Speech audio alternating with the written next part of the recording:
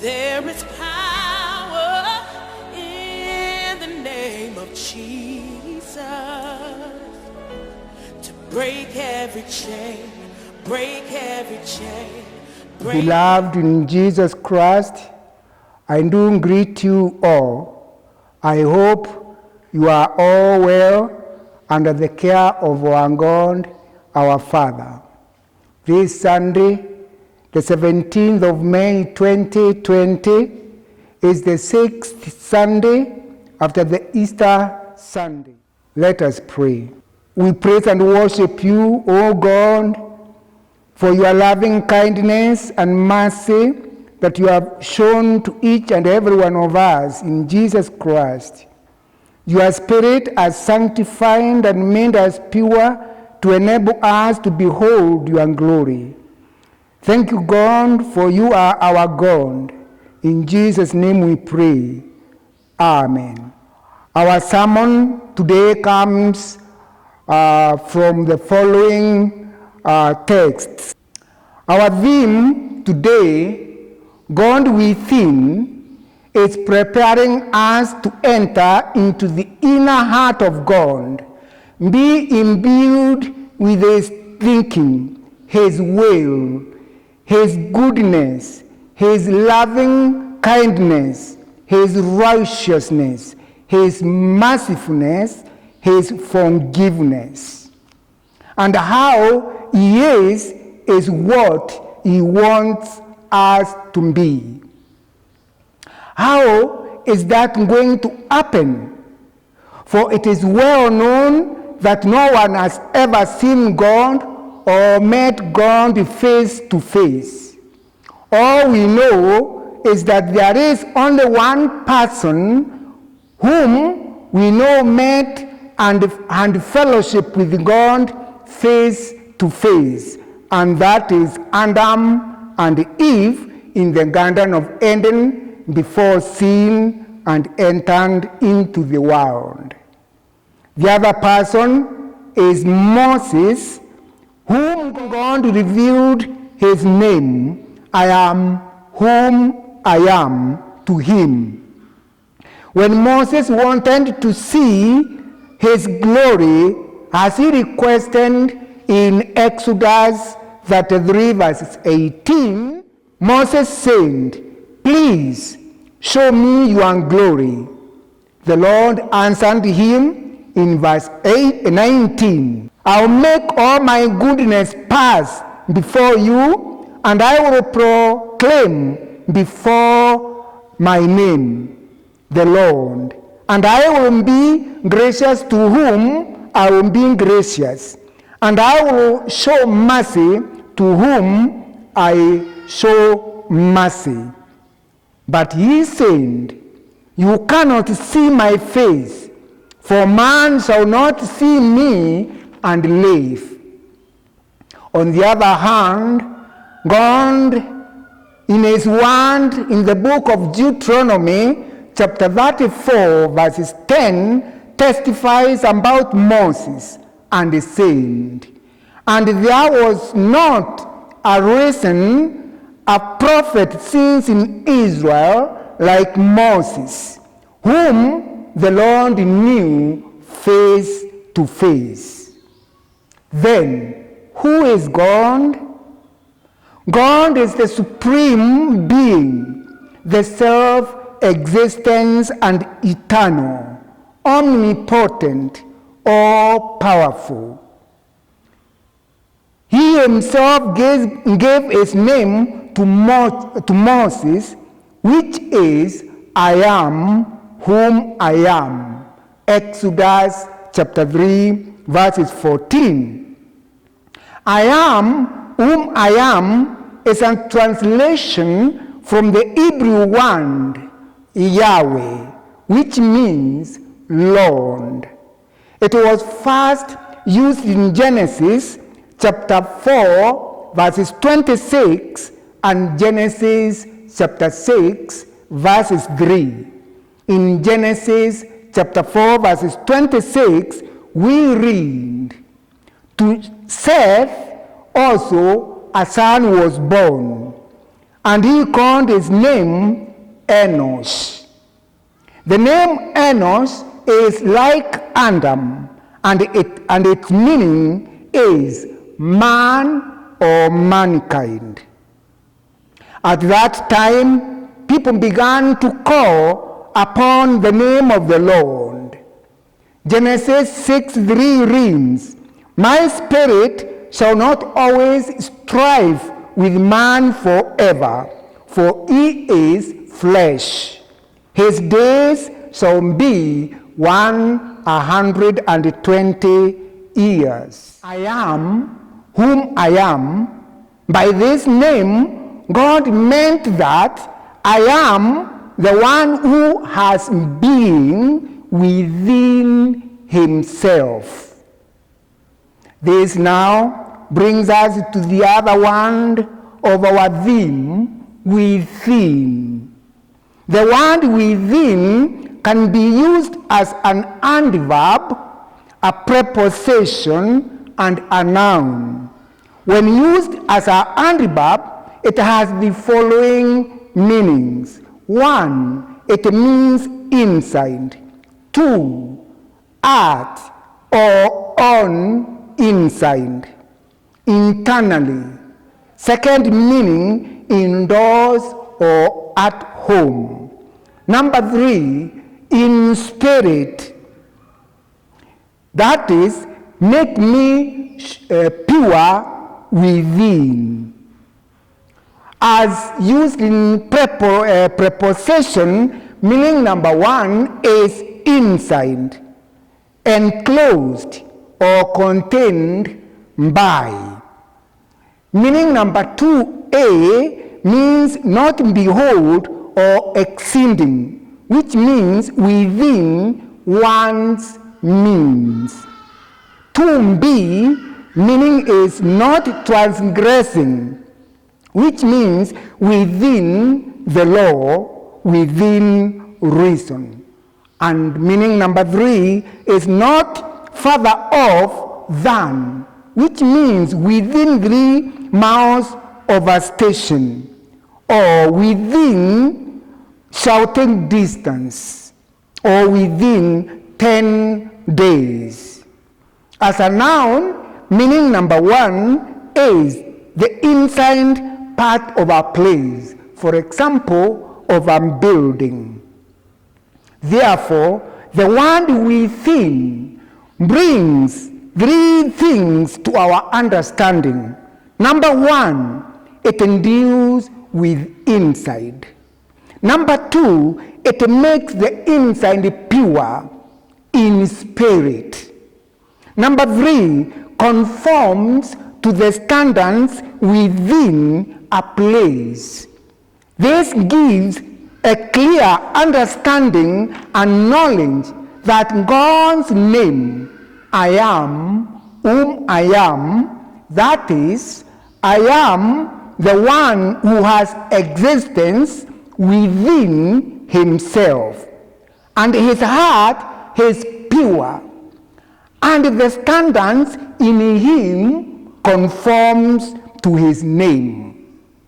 God within.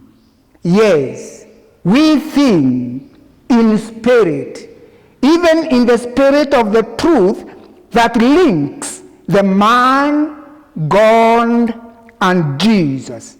As John chapter 14, verses 20 says that I am in my Father, and you in me, and I in you, said Jesus.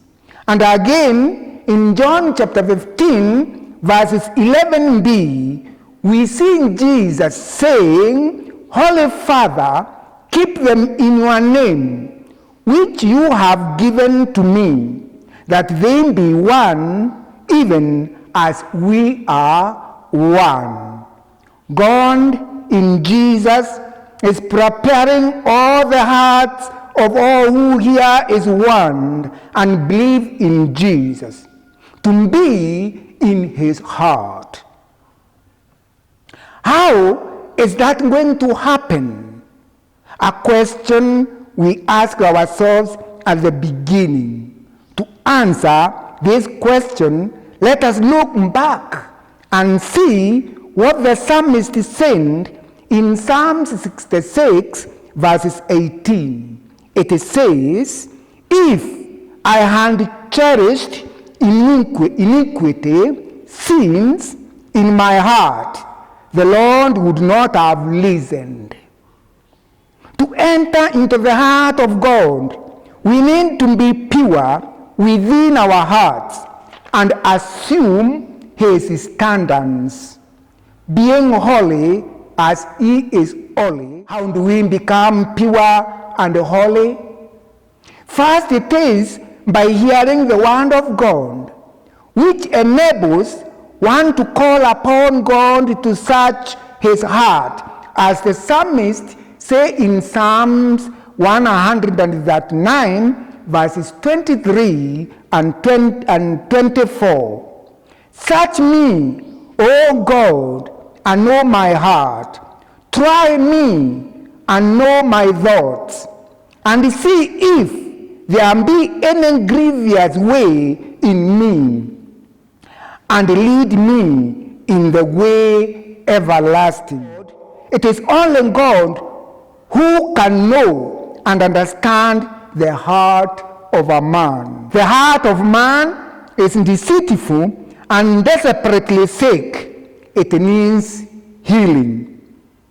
To be healed, one has to realize and acknowledge his sin and then confess. This is done in the light of the Word of God. For outside the Word of God, man cannot be able to realize his sin and his sins. When one realizes his sin and sins, he has to repent.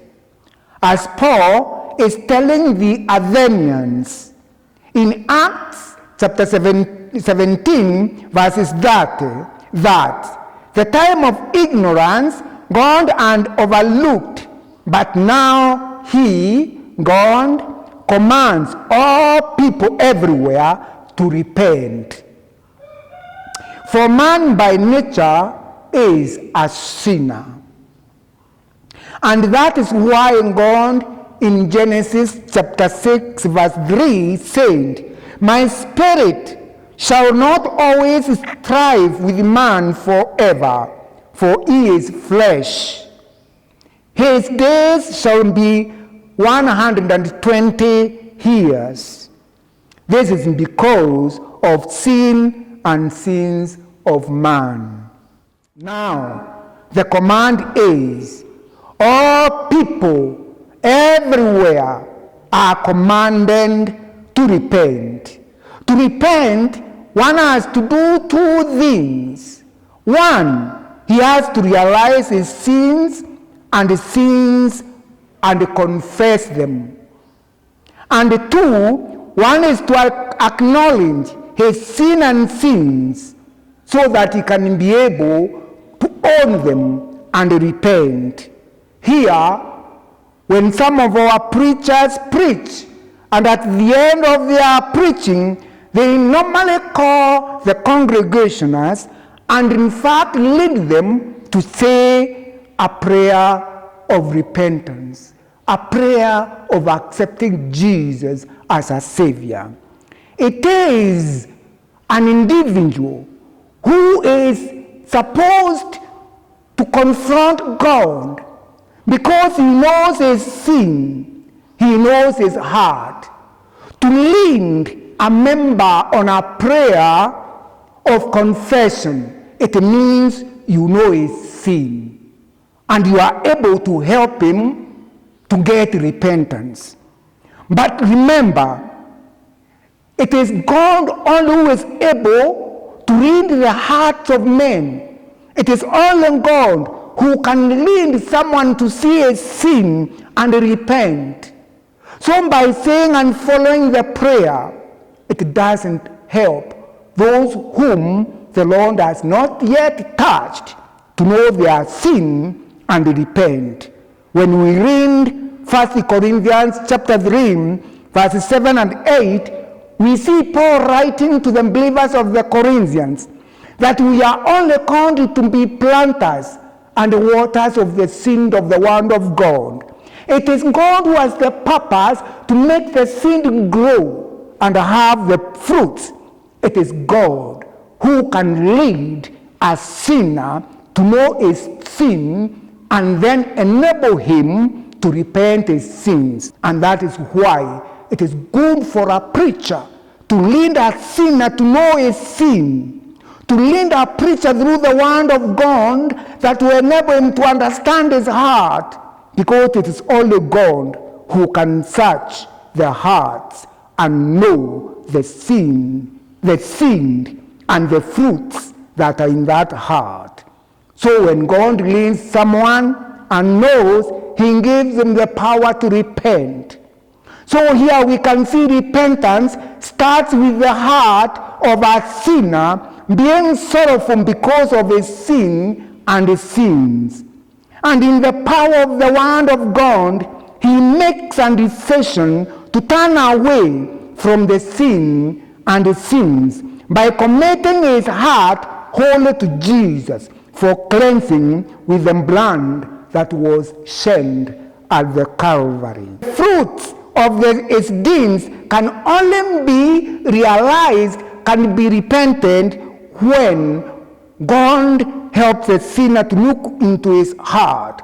As St. Mark tells us what comes in our hearts. It says, "For from within, out of the heart of a man, comes out evil thoughts, sexual immorality, theft, murder, adultery, coveting, wickedness, deceit, sensuality, envy, slander, pride, foolishness." And when forgiveness is given, the result end is life and joy. But when false repentance is done, there is no forgiveness, and the end result is death. True repentance is when one realizes and acknowledges that he is evil and has been in control of Satan. In the light of the word of God and the goodness of God, he is led to make a decision to forsake all what he has been doing and accept Jesus wholly in his heart. An example of a true repentance is that one of Peter. In the book of St. Matthew, chapter 26, verses 67 to 75, Jesus had told Peter that before the cock crows, he will deny him 3 times. He did not believe the words of Jesus. But when they were fulfilled, Peter went back to the word of God and repented. A false repentance is like that one of Judas Iscariot that he did. In John chapter 13 verses 2, Judas Iscariot was entered by Satan to betray Jesus. In Matthew chapter 27 verses 1 to 5, Judas repented. But to whom did he go? He went to the priests and to the elders, instead of going back to God and to Jesus. For he had sinned between himself and God and Jesus. But he repented between his relationship with the priests and the elders. Judas thought that he had sinned between priests and elders, but he had sinned between himself and God. Judas thought he had been condemned because he had betrayed the innocent blood. He did not realize that he belonged to Satan. And that is why, despite him repenting, he hung himself.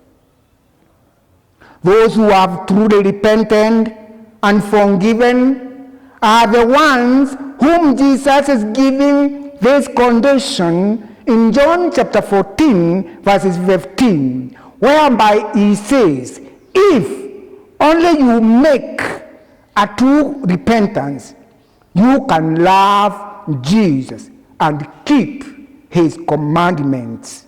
But if you make a false or untrue repentance, then despite you calling yourself a Christian, you will not be able to love and to keep the commandments of Jesus Christ. Why? This is because God within is the enabler. He is the one who enables the hearts of men to love Jesus. By our own, we cannot be able to love God or to love Jesus unless we are empowered from the heart of God. Those who love Jesus, Jesus promised them to ask God the Father to give an helper, the counselor, who will live with them forever, and he will help them to understand the truth and to do the truth, and then to keep away from sinning. Jesus said the world doesn't know the Holy Spirit, and they cannot receive the Holy Spirit because the Holy Spirit is not known to the world. But the Holy Spirit is known to the believers because the Holy Spirit is in the believers. In the resurrection of Jesus Christ, we find Jesus Christ leading his disciples as a true shepherd. The Lord is my shepherd, declares a believer who has found good leadership in Jesus Christ. And for this, he knows Jesus. And Jesus is in God. And the believer is in Jesus. Jesus is in the believer. And hence, God within. This means now, all who are in Jesus, they know and they have seen God. For Jesus, he himself and he testified, whoever has seen me has seen my Father. John 14, verses 9b.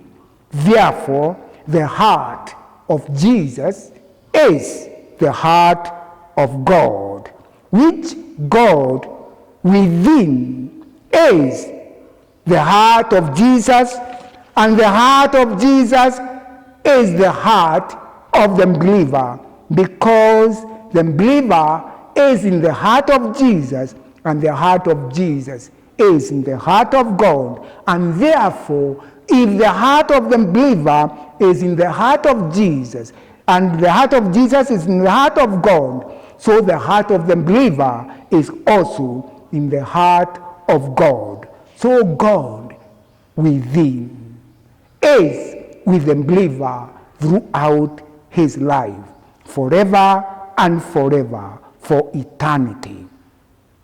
These two applied to David, a man after the heart of God, who knew God. And in Psalms 66, through 1 to 20, we see David is seeing God in three categories. Category number 1, Psalms 66, 1 to 4, he sees God as God of the nations. God who did wholesome things. God who was able to punish and judge sins terribly. Verses 5 to 12, David could see a God of Israel. A God of Israel who delivered Israel from Egypt, where they were slaves. And when the Israelites celebrated Passover, they remembered God's action for years, God of Israel. David could then recognize God as my God because his heart was in the heart of God, and the heart of God was in the heart of David. So God within, God wants us to be in his heart, to be who he is, to live in his standard, to be holy, to be pure in thought, in word, and in deed. And no wonder Jesus says, Father, sanctify them, make them pure, make them ready, because as we are one, they ought also to be one with us. Good news to you Christians, wherever you are. If you believe in the word of the Lord, you no longer live by yourself. You will enter the heart of the Lord, and not only the heart of the Lord, you enter the heart of God, the Creator, and you will be cleansed. You will be made holy as God is holy. God, now in this time where there is no ignorance, if you sin, if you do wrong, there is time for you to repent, because the blood of Jesus is there. It means you and me to approach God in the right perspective, to approach God in the right manner, with minds that are well prepared in his word, because outside the word of God, we cannot be able to be in the heart of God. May God give you the power to understand, to cherish his word, and be in his heart, and see his glory that Moses was yearning to see, because he who is in Jesus is able to see the glory of God. May the God, the Father, the Son be in you now and evermore. Let us pray. Thank you, Lord, for guiding us to be in your heart. Help us to understand your word. Help us, Lord, to be able to see our sins and give us the power to repent, so that we can be able to be brought to you through Jesus Christ, to be your sons, to be your daughters. In Jesus' name I pray. Amen. Break every chain, break every chain.